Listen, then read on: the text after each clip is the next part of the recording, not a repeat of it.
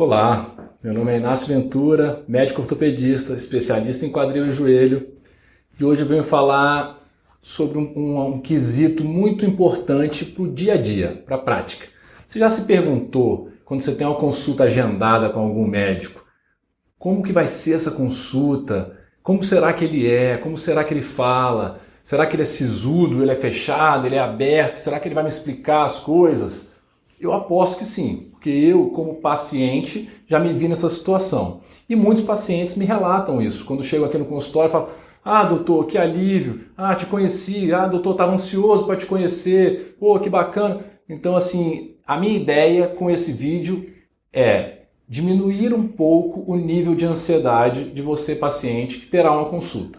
Tá? O paciente já está envolvido com muitos problemas, muitas preocupações, muitos anseios. Não tem por que ele ter mais um nervosismo da dúvida de quem ele vai encontrar do outro lado. Então eu quero quebrar essa barreira, desmoronar essa parede para que pelo menos essa surpresa não exista mais e que você me conheça um pouquinho melhor antes de vir para a consulta comigo. Nada mais justo. Você já agendou uma consulta, você está cheio de nervosismos, então me conheça um pouquinho antes de vir para cá. E me conheça não do ponto de vista técnico, tá? Para isso você tem outras fontes, tem o meu site, tem a plataforma Lattes, tem lugares onde você pode acessar o meu currículo e eu aconselho fortemente que faça isso porque você tem que conhecer o profissional que vai cuidar de você. Mas me conheça sobre o aspecto pessoal um pouco, que a gente se sinta um pouco mais próximo, tá bom? É isso que a gente vai fazer nesse vídeo então, dar uma ideia bem cotidiana, bem prática de como vai ser uma consulta comigo, como que a gente vai te receber para uma consulta com o Inácio Ventura. Tá bom? Peço que você fique até o final para responder questões bem práticas, as dúvidas mais frequentes que esses pacientes me colocaram. Talvez seja a parte mais interessante do vídeo, porque tem grandes chances, a possibilidade muito grande de você ter alguma dessas dúvidas que eles também apresentaram. Eu posso te garantir uma coisa: a gente escolheu o local e montou tudo aqui com um intuito principal: te fazer se sentir o mais acolhido possível. Isso não só do ponto de vista de instalações, de espaço, de estrutura física, mas do treinamento das pessoas que trabalham conosco, desde a recepção a todos os funcionários até nós médicos, tá? E falando mais especificamente aqui de mim. Então a ideia é exatamente a que felizmente eu tenho escutado de muitos pacientes: que vocês esqueçam que estão doentes. É para chegar aqui e se sentir como se estivesse sentando para conversar com um amigo. Você vai sentar, você vai ver que vai se sentir num local completamente diferente. Você não vai ter uma barreira entre você, paciente ou familiar de paciente, e mim, o seu médico. A nossa sala de procedimentos foi moldada para ser extremamente confortável, mas a gente preza por uma outra coisa quando a gente está falando de sala de procedimento. A gente preza por segurança. Então lá o ambiente não vai ser tão informal. Você vai encontrar na sala de procedimentos um ambiente com capacidade para te oferecer a maior segurança possível e conforto para qualquer procedimento que a gente vai ter que realizar em você aqui no ambiente da clínica. Aqui a gente preza muito pela pontualidade, todos nós movemos todos os esforços para que isso seja cumprido da maneira mais certinha possível, e todas as consultas são estritamente agendadas, então não existe coisa de hora de chegada aqui. Você vai ter o seu horário marcado e a gente pede encarecidamente que cada paciente cumpra esse horário. Nós reservamos uma hora completa para cada consulta. Aqui dentro não há pressa, tá? Então, por mais que a consulta tenha programação para durar uma hora e pouquinho, eu peço aos pacientes, se possível, que reservem um tempo maior, porque a partir do momento que entrou no consultório, o paciente que está sentado comigo é que é a minha prioridade. E, eventualmente, infelizmente, a gente ultrapassa esse limite um pouquinho e pede a compreensão do paciente que esteja lá fora, tá? Em situações excepcionais, a gente pede para que o paciente avise a gente. Então, sinta-se à vontade para chegar para a gente, para as minhas assistentes, para a minha equipe ou para mim mesmo e falar: "Inácio, eu estou com um horário muito apertado hoje. Preciso que seja cumprido estritamente. Minha consulta tem que começar a tal hora e acabar a tal hora." E a gente vai respeitar, claro, isso, tá? Chegue com antecedência para que não atrapalhe os demais pacientes. No momento da consulta, eu peço uma coisa. Eu sei que é difícil pedir isso para quem está vindo para uma consulta médica, mas fique o mais tranquilo possível. Eu sei da ansiedade que você está passando por esse momento. E um paciente meu falou, Inácio, é uma agonia nossa, porque a gente imagina que o nosso problema não tem solução. Então o que eu quero dizer para você nós temos muitas soluções. A gente tem bastante coisa para oferecer, seja qual for o seu problema. E a gente está aqui para conversar sobre isso. Então fique muito calmo, porque tudo será discutido durante a consulta. Eu preciso que você se sinta no ambiente da consulta completamente à vontade comigo, tá? Eu acho que o elo médico-paciente é muito forte. Não há nenhuma relação de confiança maior do que você depositar a sua saúde nas mãos de alguém. Então, isso traz também uma certa intimidade. Então, fique à vontade para expor todas as suas dúvidas. Aqui é o momento de esclarecê-las, tá? Eu faço questão de uma coisa, eu tenho um objetivo no final da consulta, que é que você compreenda o seu quadro. É isso que eu quero. Então, faça questão disso. Você tem que sair daqui tendo entendido. Pergunte e faça questão de compreender. A gente vai usar de todos os artifícios que a gente tiver para você compreender o que você tem e para que caminhos que a gente vai. O nosso papel é apresentar alternativas para você, para que nós decidamos juntos, eu, você e seus familiares, que caminhos a gente vai tomar. Eu preciso que você deixe claro para mim, e eu vou te questionar sobre isso, quais são os seus objetivos e expectativas com o tratamento e os seus desejos de estar aqui. O que te motivou, o que você tem na sua mente, o que é o ideal de tratamento para você. A gente vai conversar, porque todo tratamento vai ser baseado em tentar atingir esses objetivos. Aqui é um ambiente de sinceridade e de conversa. Não se esqueça disso. Se você não teve na sua primeira consulta um diagnóstico firmado, se a gente não foi capaz de bater o martelo e dizer esse diagnóstico é o teu, definitivo, vamos tratar isto aqui, muito provavelmente você vai sair com solicitação de exames e com algumas propostas terapêuticas iniciais para já te dar alívio. Você não precisa esperar um diagnóstico definitivo para já começar a ter algum benefício de ter vindo na consulta. Então você precisará de uma consulta de retorno. Essa consulta de retorno é extremamente relevante. Por quê? Quando o paciente chega na primeira consulta, é um turbilhão de informações, ele está muito ansioso, ele está muito nervoso, muitas vezes ele já passou por vários colegas, e quando entra aqui, eu falo um monte de coisas novas e aquilo mistura tudo na cabeça dele.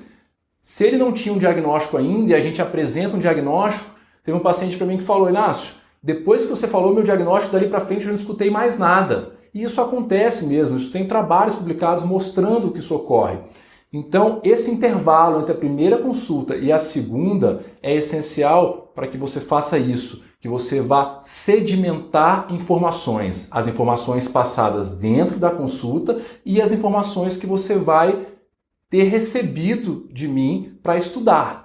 Quanto mais você se preparar para a sua consulta de retorno, ler, compreender, anotar as suas dúvidas que vieram da primeira consulta, maior vai ser o aproveitamento, mais vai render a nossa consulta de retorno, mais eu vou poder te ajudar. E aí entra uma questão prática também muito relevante.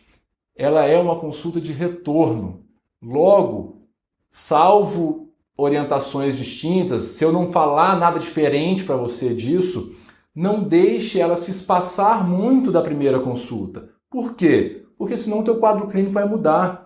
O corpo humano, as lesões, as doenças são altamente variáveis. Você sabe disso. Num dia você está bem, no outro dia você já não está tanto. Daqui 2 meses, então, o quadro clínico é outro. Então, a consulta de retorno é referente àquele mesmo quadro clínico, porque senão a gente vai ter que iniciar toda uma investigação nova, toda uma conduta do zero. Então, não tente não deixar um espaçamento muito grande entre a consulta inicial e a consulta de retorno, a menos que eu tenha te pedido isso explicitamente. Agora vamos para aquelas dúvidas mais frequentes e aconselhamentos mais relevantes para o pré-consulta, para você preparar antes até da primeira consulta. São coisas bem do dia a dia mesmo. Traga um acompanhante, se possível. Como eu falei pouco antes, o paciente fica meio cego, meio surdo quando a gente coloca muitas informações. Ter alguém de confiança junto te ajuda a sedimentar esses conhecimentos e a lembrar de coisas que eventualmente você não lembre. Em relação a exames, traga os exames que você tem, mesmo que sejam antigos, tá? Muitos exames antigos dão informações valiosas para a gente, às vezes para excluir causas que a gente estava começando a imaginar. Se possível, organize os seus exames por data, por tipo de exame, para facilitar e a gente ter um aproveitamento maior dentro da consulta, conversando sobre o que realmente vale a pena conversar, em vez de ficar só separando exames. Detalhe, traga sempre os seus exames para uma consulta comigo, especialmente se nós formos programar algum procedimento, seja procedimento na clínica ou procedimento cirúrgico. Em relação às roupas, lembre-se, você está vindo para uma consulta ortopédica, muito provavelmente para avaliar coluna lombar, quadril ou joelho, que são as áreas que eu mais trabalho. Venha com roupas práticas. Muitas vezes a gente consegue te examinar melhor sem que você tenha que ir no vestiário, trocar de roupa e voltar. Com isso a gente também ganha tempo de consulta, especialmente para os pacientes que têm um histórico médico mais longo. Se possível, anote, para que ajudar você a se lembrar, você e o seu acompanhante a se lembrar e facilitar essas informações. Lista de medicamentos mais frequentes que usa, dúvidas que você sempre quis perguntar para os outros colegas e eles não deram a chance para você perguntar, traga elas por escrito para a gente. Cirurgias que já fez, todo esse tipo de informação pode ser muito útil para a gente.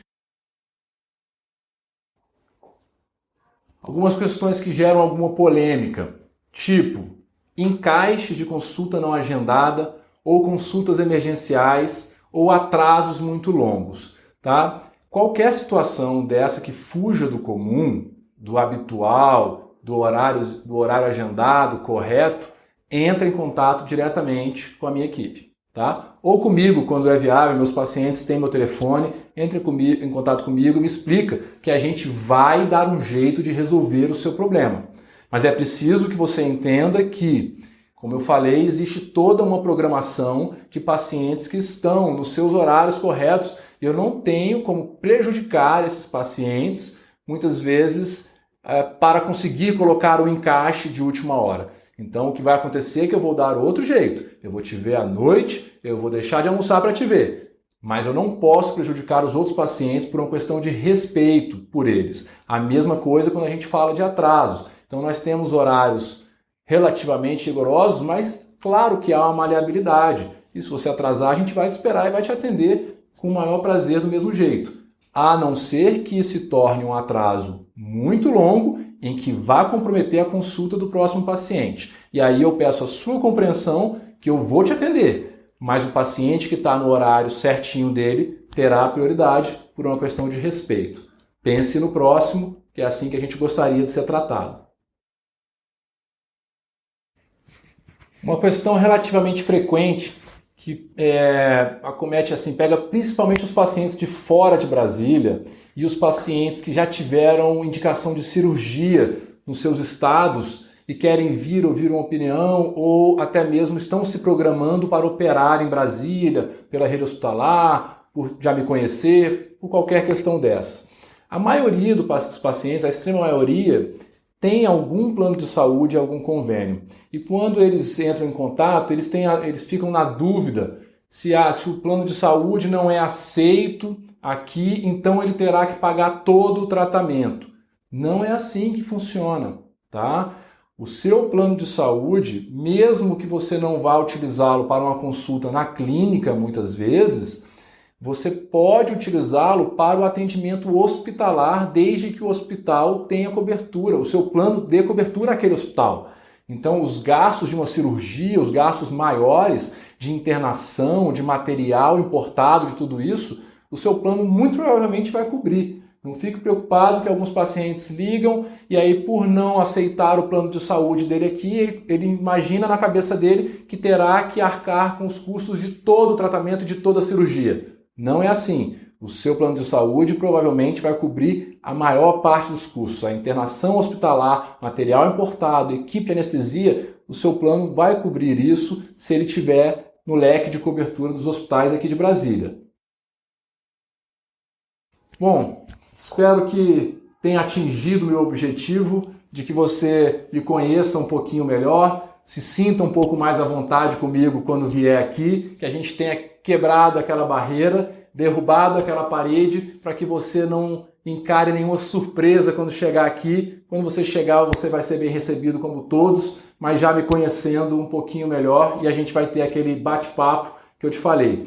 Não se esqueça, uma das coisas mais relevantes que foi falada aqui no vídeo é: se prepare para a sua consulta, sob o ponto de vista prático e sob o ponto de vista teórico.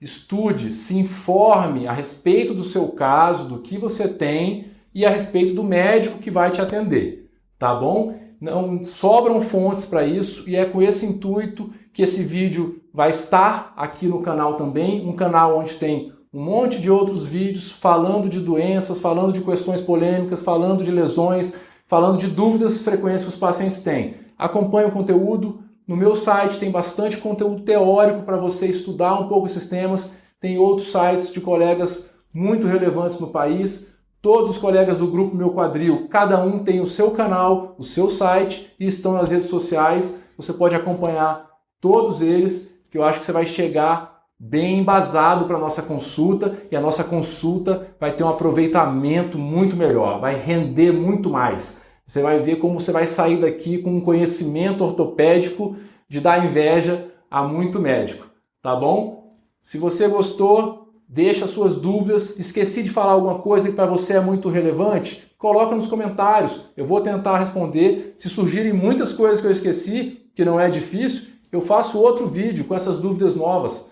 Tá bom? Coloca o seu comentário, diz o que você achou, o que ficou faltando para eu lembrar. Se você gostou, curte, compartilha com teus amigos, se inscreve no canal para acompanhar esse conteúdo mais técnico, falando das coisas mais frequentes da ortopedia, do quadril e do joelho. Se você se inscrever, não esquece de ativar o sininho, um sino que tem ao lado da inscrição, que é para você ser notificado de todo o conteúdo novo que a gente colocar.